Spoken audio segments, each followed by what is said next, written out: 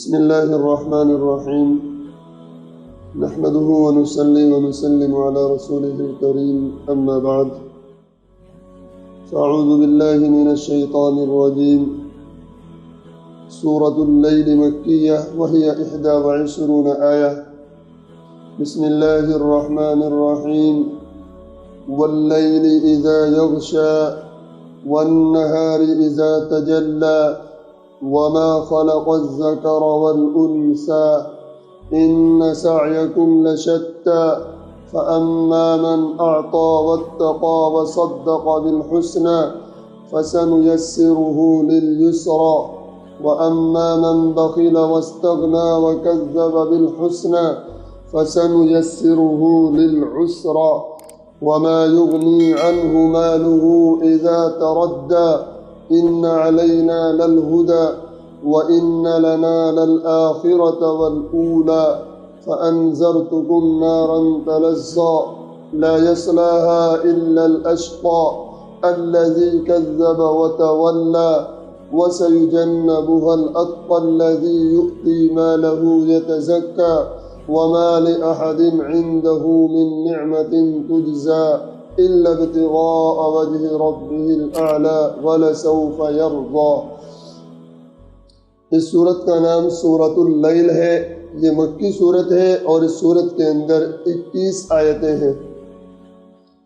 بسم اللہ الرحمن الرحیم، شروع اللہ کے نام سے جو بے حد مہربان نہایت رحم والا ہے۔ واللیل اذا یغشا، قسم رات کی جب چھا جائے، والنہار اذا تجلی، اور دن کی جب روشن ہو، وما خلق الذکر والانثى، اور اس کی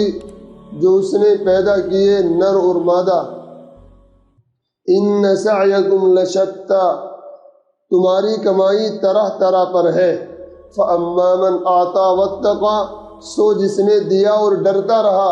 وصدق بالحسنى، اور سچ جانا بھلی بات کو، فسنیسرہ للیسرى، سو ہم اس کو سہج سہج پہنچا دیں گے آسانی میں۔ واما من بخل واستغنى، اور جس نے نہ دیا اور بے پرواہ رہا، وکذب بالحسنى، اور جھوٹ جانا بھلی بات کو، فسنیسرہ للعسرى، سو ہم اس کو سہج سہج پہنچا دیں گے سختی میں۔ وما یغنی عنہ مالہ اذا تردی، اور کام نہ آئے گا اس کے مال اس کا جب گڑھے میں گرے گا۔ ان علینا للہدی، ہمارے ذمے ہے راہ سجھا دینا۔ وان لنا للآخرۃ والأولی، اور ہمارے ہاتھ میں ہے آخرت اور دنیا۔ فانذرتکم نارا تلظی، سو میں نے سنا دی تم کو خبر ایک بھڑکتی ہوئی آگ کی، لا یصلاھا الا الاشقی، اس میں وہی گرے گا جو بڑا بدبخت ہے، الذی کذب وتولی، جس نے جھٹلایا اور منہ پھیرا، وسیجنبھا الاتقی، اور بچا دیں گے اس سے بڑے ڈرنے والے کو، الذی یؤتی مالہ یتزکی، جو دیتا ہے اپنا مال دل پاک کرنے کو، وما لأحد عنده من نعمت تجزی، اور نہیں کسی کا اس پر احسان جس کا بدلہ دے، الا ابتغاء وجہ ربہ الاعلی، مگر واسطے چاہنے مرضی اپنے رب کی جو سب سے برتر ہے، ولسوف یرضی، اور آگے وہ راضی ہوگا۔ یہ تو ہے سورت کا ترجمہ۔ خلاصہ یہ ہے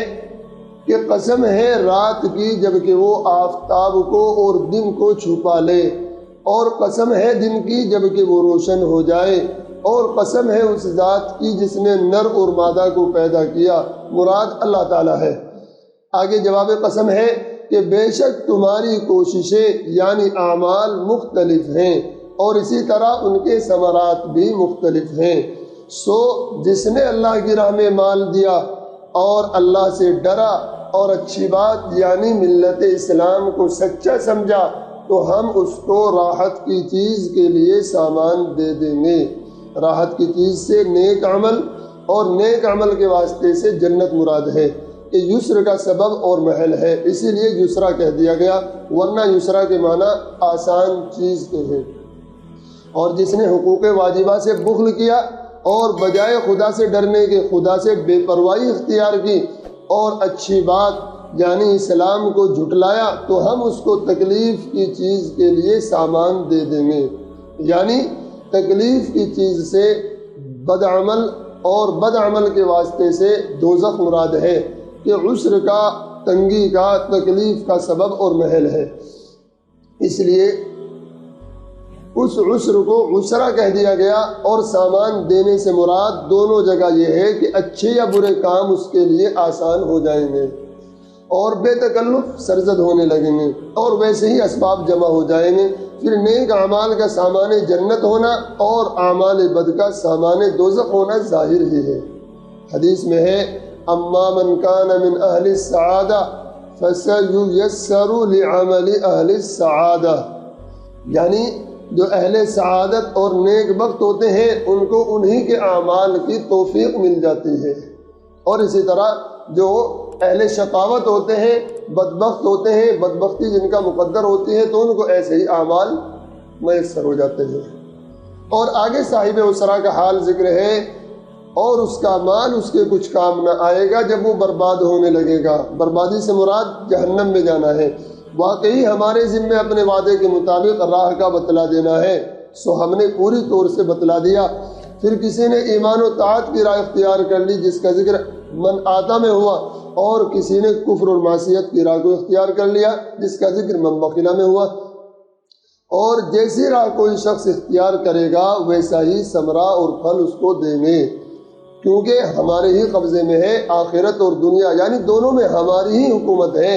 اس لیے دنیا میں ہم نے احکام مقرر کیے اور آخرت میں مخالفت اور موافقت پر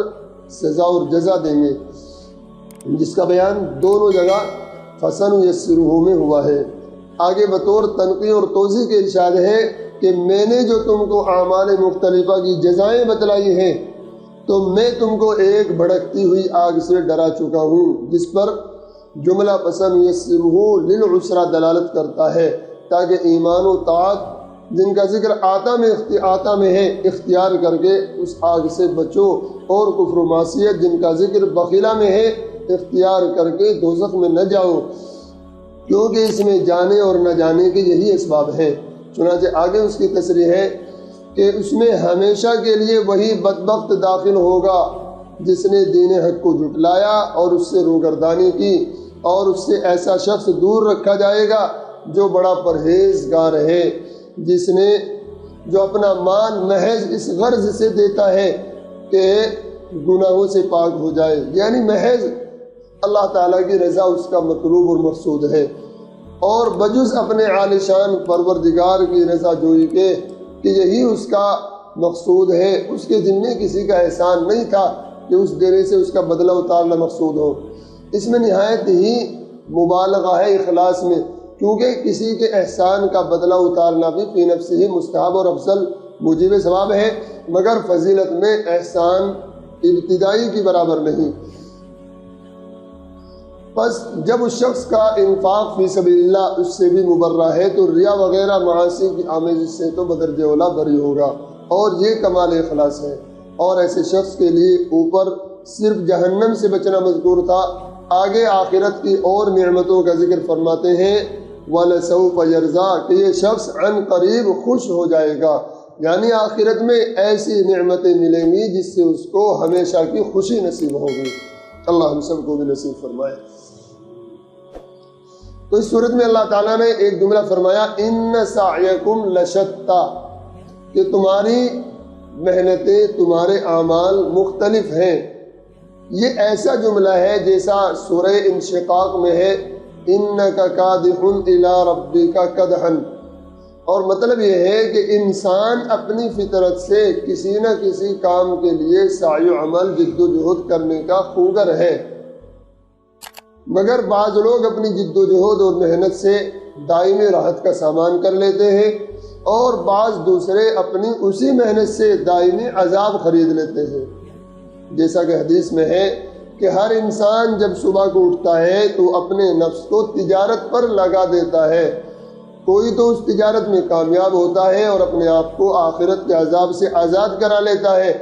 اور کوئی ایسا بھی ہوتا ہے کہ اس کی محنت اور سعی و عمل ہی اس کی ہلاکت کا سبب بن جاتی ہے، مگر عقل کا کام یہ ہے کہ پہلے اپنی سعی و عمل کے انجام کو سوچے۔ جس عمل کے انجام میں وقتی آرام اور لذت ہو مگر دائمی عذاب اور رنج کا سبب بنے، اس کے پاس نہ جائے۔ سعی اور عمل کے اعتبار سے انسانوں کے دو گروہ ہیں۔ قرآن حکیم نے سعی اور عمل کے اعتبار سے انسانوں کو دو گروہ میں تقسیم کیا ہے، اور دونوں کے تین اوصاف، تین ان کی صفات ذکر فرمائی ہے۔ پہلا گروہ کامیاب لوگوں کا ہے، ان کے تین عمل یہ ذکر کیے ہیں: اما من آتا واتقا اور وصدق بالحسنى، یعنی جس نے اللہ کی راہ میں مال خرچ کیا، اللہ سے ڈر کر زندگی کے ہر شعبے میں اس کے احکام کی خلاف ورزی سے بچتا رہا، اور جس نے اچھی بات کی تصدیق کی۔ اچھی بات سے مراد کلمہ ایمان لا الہ الا اللہ ہے۔ اس کلمے کی تصدیق سے مراد ایمان لے آنا ہے، اور اگرچہ ایمان سب اعمال کی روح اور سب سے مقدم ہے، اس کو یہاں مؤخر کرنے کی شاید یہ وجہ ہو کہ اس جگہ ذکر سعی و عمل اور جد و جہد کا ہے، اور وہ اعمال ہی ہے۔ ایمان ایک تو قلبی چیز ہے کہ دل میں اللہ تعالیٰ اور اس کے رسول کی تصدیق کرے، پھر زبان سے بھی اس کا اقرار کرے کلمہ شہادت کے ذریعے، اور ظاہر ہے کہ ان دونوں چیزوں میں کوئی جسمانی محنت نہیں، نہ کوئی اس کو اعمال کی فہرست میں شمار کرتا ہے۔ دوسرے گروہ کے بھی تین اعمال کا ذکر فرمایا: وَأَمَّا مَن بَخِلَ وَاسْتَغْنَى اور وَكَذَّبَ بِالْحُسْنَى، یعنی جس نے اللہ کی راہ میں مال خرچ کرنے سے بخل کیا، کہ زکوٰۃ اور صدقات واجبہ بھی ادا کرنے سے گریز کیا، اور اللہ تعالیٰ سے ڈرنے اور اس کی طرف جھکنے اور اطاعت اختیار کرنے کے بجائے اس سے بے نیازی اور بے رخی اختیار کی، اور اچھی بات یعنی کلمہ ایمان کی تکذیب کی۔ ان دونوں گروہوں میں سے پہلے گروہ کے بارے میں فرمایا: فَسَنُيَسِّرُهُ لِلْيُسْرَى، یسرا کے لفظی معنی آسان اور آرام دہ چیز کے ہیں، جس میں مشقت نہ ہو، اور مراد اس سے جنت ہے۔ اسی طرح اس کے بالمقابل دوسرے گروہ کے متعلق فرمایا: فَسَنُيَسِّرُهُ لِلْعُسْرَى، عسرا کے لفظی معنی مشکل اور تکلیف دہ چیز کے ہیں، اور اس سے مراد جہنم ہے۔ اور معنی دونوں جملوں کے یہ ہوئے کہ جو لوگ اپنی سعی و محنت پہلے تین کاموں میں لگاتے ہیں، یعنی اللہ کی راہ میں خرچ، اللہ سے ڈرنا اور ایمان کی تصدیق، ان لوگوں کو ہم یسرا یعنی اعمال جنت کے لیے آسان کر دیتے ہیں۔ اور جو لوگ یہ سعی و عمل دوسرے تین کاموں میں لگاتے ہیں، ان کو ہم اسرا یعنی اعمال جہنم کے لیے آسان کر دیتے ہیں۔ یہاں بظاہر مقتضائے مقام یہ کہنے کا تھا کہ ان کے لیے اعمال جنت یا اعمال دوزخ آسان کر دیے جائیں گے، کیونکہ آسان یا مشکل ہونا یہ اعمال کی صفت ہو سکتی ہے، تو خود ذوات و اشخاص نہ آسان ہوتے ہیں نہ مشکل ہوتے ہیں۔ یعنی اس میں یہ فرمایا کہ ہم ان لوگوں کو اس کام کے لیے آسان کر دیتے ہیں۔ کہنا تو یہ تھا کہ ان لوگوں کے لیے اس کام کو آسان کر دیتے ہیں، لیکن اللہ نے ان لوگوں کو اس کام کے لیے آسان کر دیتے ہیں، یہ فرمایا الٹا۔ تو دراصل اس میں اشارہ اس بات کی طرف ہے کہ ان کی طبیعتوں اور مزاجوں کو ایسا بنا دیا جائے گا کہ پہلے گروہ کے لیے اعمال جنت ان کی طبیعت بن جائیں گے، ان کے خلاف کرنے میں وہ تکلیف محسوس کرنے لگیں گے۔ اسی طرح دوسرے گروہ کا مزاج ایسا بنا دیا جائے گا کہ اس کو اعمال جہنم ہی پسند آئیں گے، انہی میں راحت ملے گی، اعمال جنت سے نفرت ہوگی۔ ان دونوں گروہوں کے مزاجوں میں یہ کیفیت پیدا کر دینے کو اس سے تعبیر فرمایا کہ یہ خود ان کاموں کے لیے آسان ہو گئے۔ ایک مرفوع حدیث میں اس کی تائید اس طرح آتی ہے کہ رسول اللہ صلی اللہ علیہ وسلم نے ارشاد فرمایا: اعملوا فکل میسر لما خلق له اما من كان من اہل السعادہ فسييسر لعمل السعادہ واما من كان من اہل الشقاوہ فسييسر لعمل اہل الشقاوہ۔ یعنی تم جو عمل کرتے ہو کرتے رہو، کیونکہ ہر آدمی کے لیے وہی کام آسان کر دیا گیا ہے جس کے لیے وہ پیدا کیا گیا۔ اس لیے جو اہل سعادت نیک بخت خوش نصیب ہیں تو اہل سعادت ہی کے اعمال ان کی طبعی رغبت بن جاتے ہیں، اور جو اہل شقاوت بد نصیب یعنی اہل جہنم ہیں ان کے لیے اہل شقاوت ہی کے اعمال کرنا مزاج اور طبیعت بن جاتی ہے۔ مگر یہ دونوں چیزیں اپنے خدا داد اختیار کو استعمال کرنے کے نتیجے میں ملتی ہیں، اس لیے ان پر عذاب اور ثواب کا مرتب ہونا مستبعد نہیں کہا جا سکتا۔ یعنی ایسا نہیں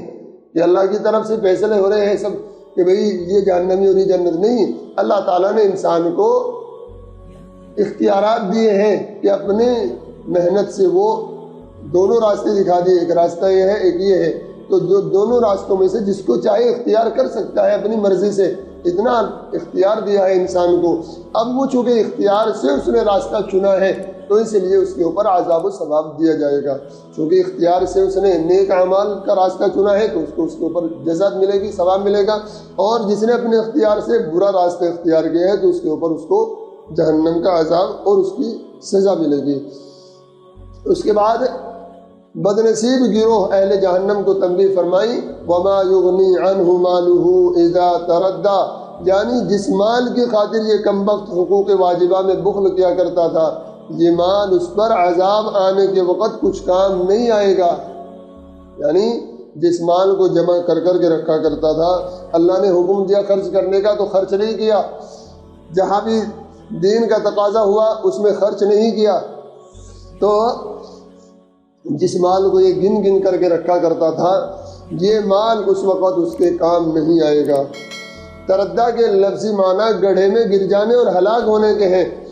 اور مراد یہ ہے کہ موت کے بعد قبر میں اور پھر قیامت میں جب وہ جہنم کے گڑھے میں گرتا ہوگا تو یہ مال اس کو نفع نہیں دے گا۔ لا یصلاھا الا الاشقی الذی کذب وتولی، یہ نار جہنم کے حال کا بیان ہے کہ اس میں داخل نہیں ہوگا مگر وہی شخص جو بد نصیب ہے اور جس نے اللہ و رسول کی تکذیب کی اور ان کی اطاعت سے روگردانی کی۔ اور یہ ظاہر ہے کہ اللہ و رسول کی تکذیب کرنے والا صرف کافر ہی ہو سکتا ہے۔ اس سے بظاہر یہ سمجھا جاتا ہے کہ مومن گنہگار جو تکذیب کا مجرم نہیں جہنم میں نہیں جائے گا، حالانکہ قرآن و حدیث کی بے شمار نصوص اس سے بھری ہوئی ہیں کہ مومن بھی جو گناہ کرتا ہے اگر اس نے توبہ نہ کر لی یا کسی کی شفاعت سے یا خالص رحمت سے اس کو معاف نہ کر دیا گیا تو وہ بھی جہنم میں جائے گا اور اپنے گناہوں کی سزا بھگتنے تک جہنم میں رہے گا۔ البتہ سزا بھگتنے کے بعد جہنم سے نکال لیا جائے گا اور پھر ایمان کی برکت سے جنت میں داخل ہو جائے گا۔ بظاہر اس آیت کے الفاظ اس کے خلاف ہیں، اس لیے ضروری ہے کہ مراد اس آیت کی وہ ہو جو دوسری آیات قرآن اور احادیث صحیحہ کے خلاف نہ ہو۔ اس کی بہت آسان توجیہ تو وہ ہے جو اس سے پہلے خلاصے تفسیر میں بیان کی گئی کہ یہاں دخول جہنم سے مراد وہ دخول ہے جو ہمیشہ کے لیے ہو، اور ایسا دخول صرف کافر کے ساتھ مخصوص ہے، یعنی ہمیشہ جہنم میں رہنا صرف کافر کے ساتھ ہے، مسلمان اور مومن کے ساتھ نہیں ہے۔ مومن کسی نہ کسی وقت بالآخر اپنے گناہوں کی سزا بھگت کر جہنم سے نکال لیا جائے گا۔ علماء مفسرین نے اس کی سوا دوسری کچھ توجیحات بھی بیان فرمائیں، وہ بھی اپنی جگہ درست ہو سکتی ہیں۔ تفسیر مظہری میں اس کی توجیح یہ ہے کہ اس آیت میں اشقا اور اتقا سے مراد عام نہیں بلکہ وہ لوگ مراد ہیں جو حضرت صلی اللہ علیہ وسلم کے زمانے مبارک میں موجود تھے۔ ان موجودین میں سے کوئی مسلمان باوجود گناہ سرزد ہونے کے بھی ببرکت صحبت نبی کریم صلی اللہ علیہ وسلم کے جہنم میں نہیں جائے گا۔ یعنی یہاں مراد اتقا سے یعنی ڈرنے والے سے اور اشقا سے یعنی نہ ڈرنے والوں سے، وہی لوگ مراد ہیں جو حضور کے زمانے میں تھے، اور حضور کے زمانے میں جو ایمان والے لوگ تھے وہ سب کے سب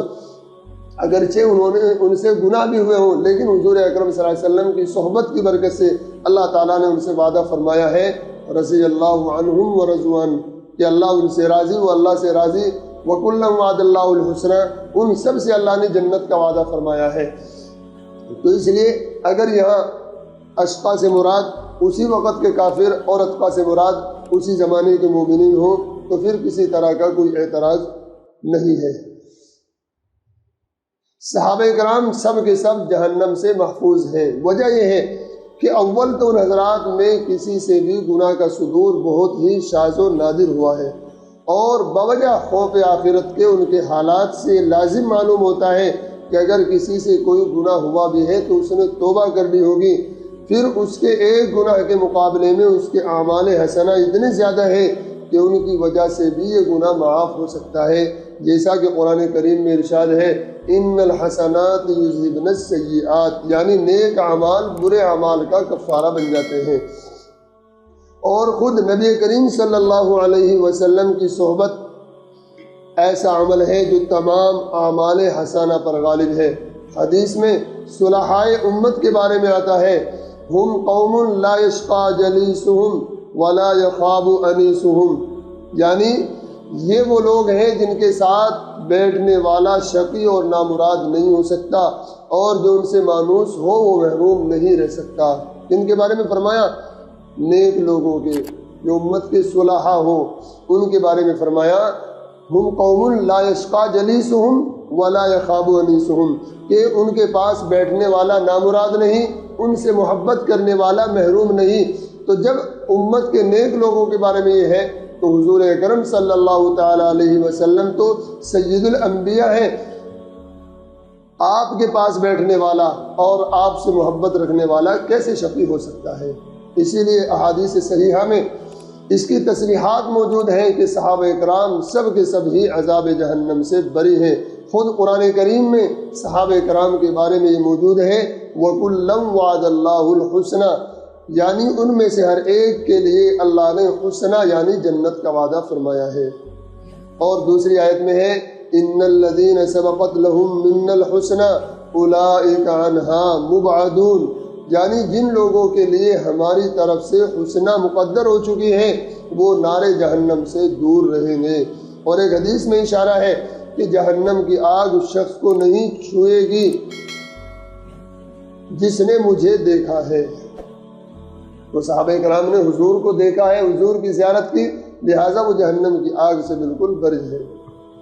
آگے فرمایا وَسَيُجَنَّبُهَا الْأَتْقَى الَّذِي يُؤْتِي مَالَهُ يَتَزَكَّى، یہ اہل شقاوت کے مقابل اہل سعادت تقوی شعار حضرات کی جزا کا بیان ہے کہ جو آدمی اتقا یعنی مکمل اطاعت حق کا خوگر ہو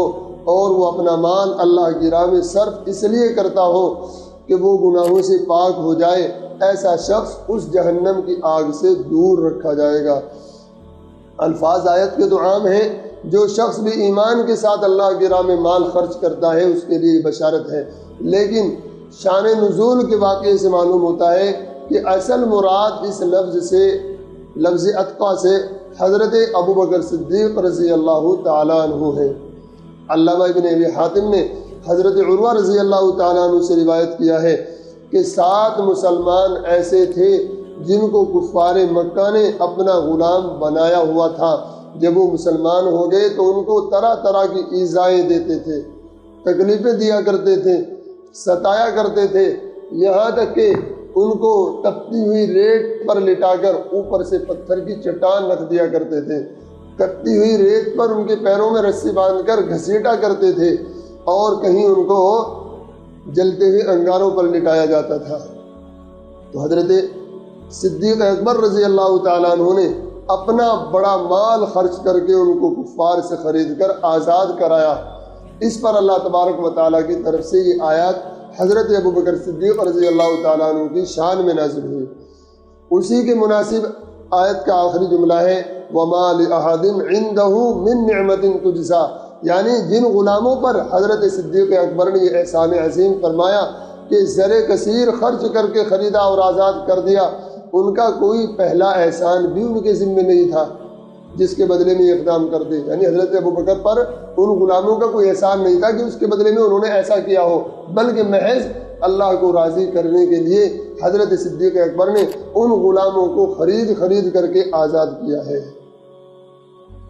بلکہ الا ابتغاء وجہ رب الاعلیٰ، ان کا مقصد اللہ تعالیٰ عالی شان کی رضا جوئی کے سوا کچھ نہیں تھا۔ مستدرک حاکم میں حضرت زبیر رضی اللہ تعالیٰ عنہ سے منقول ہے کہ صدیق اکبر رضی اللہ تعالیٰ عنہ کی یہ عادت بھی تھی کہ جس مسلمان کو کفار کے ہاتھ میں قیدی دیکھتے اس کو خرید کر آزاد کر دیا کرتے تھے، اور یہ لوگ عموماً ضعفاء اور کمزور لوگ ہوتے تھے۔ صدیق اکبر رضی اللہ تعالیٰ عنہ کے والد حضرت ابو قحافہ نے ان سے فرمایا کہ جب تم غلاموں کو آزاد ہی کرتے ہو تو اتنا کام کر لو کہ ایسے غلاموں کو آزاد کیا کرو جو قوی اور بہادر ہیں، تاکہ وہ کل تمہارے دشمنوں کا مقابلہ اور تمہاری حفاظت کر سکے۔ حضرت صدیق اکبر رضی اللہ تعالیٰ عنہ نے فرمایا کہ میرا مقصد ان آزاد کردہ حضرات سے کوئی فائدہ اٹھانا نہیں، بلکہ میں تو صرف اللہ تعالیٰ کی رضا کے لیے ان کو آزاد کرتا ہوں۔ اسی لیے اللہ تعالیٰ نے اس کی شہادت دے دی قرآن کریم کے اندر، وَمَا لِأَحَدٍ عِندَهُ مِن نِعْمَةٍ تُجْزَىٰ إِلَّا ابْتِغَاءَ وَجْهِ رَبِّ الْأَعْلَىٰ، کہ ان پر کسی کا کوئی احسان نہیں تھا جس کا وہ بدلہ چکانے کے لیے ایسا کرتے، بلکہ انہوں نے تو محض اللہ کو راضی کرنے کے لیے یہ کام کیا تھا۔ آگے فرمایا وَلَسَوْفَ يَرْضَىٰ، یعنی جس شخص نے اپنا مال خرچ کرنے میں صرف اللہ تعالیٰ کی رضا کو دیکھا، اپنا کوئی دنیاوی فائدہ نہیں رکھا، تو اللہ تعالیٰ بھی آخرت میں اس کو راضی ہی کر دیں گے کہ جنت کی نعمائے عجیبہ دائمہ نصیب فرما دیں گے۔ شان نزول کے واقعے سے ان آیات کا صدیق اکبر رضی اللہ تعالیٰ عنہ کی شان میں نازل ہونا ثابت ہے۔ اس لیے یہ آخری کلمہ حضرت صدیق اکبر رضی اللہ تعالیٰ عنہ کے لیے ایک عظیم خوشخبری اور اعزاز ہے کہ ان کو دنیا ہی میں اللہ تعالیٰ کی طرف سے راضی کر دیے جانے کی خوشخبری سنا دی گئی ہے۔ یعنی ہم اور آپ تو اللہ سے ہر وقت یہ دعا کرتے ہیں کہ اللہ تو ہم سے راضی ہو جا، لیکن یہاں اللہ تعالیٰ نے ان کو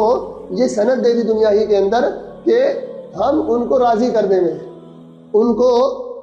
آخرت میں راضی کر دیں گے۔ انہوں نے جو کچھ مال خرچ کیا، جو کچھ بھی دنیا کے اندر اعمال کیے، غلاموں کو اپنے مال سے خرید کر کے آزاد کیے، یہ سب انہوں نے ہمیں راضی کرنے کے لیے کیا ہے۔ تو ہم اتنا ہی نہیں کہ راضی ہو جائیں گے، بلکہ ہم راضی ہونے کے بعد ان کو بھی راضی کر دیں گے۔ اللہ تبارک و تعالیٰ ان حضرات کو اپنی شایع نشان بدلہ نصیب فرمائے، اور باری تعالیٰ ہمیں بھی ان کا سچا متبع بنائیں، ان کا مکمل اتباع کرنے کی توفیق عطا فرمائے۔ سبحان اللہ و بحمدہ، سبحانک اللہم و بحمدک،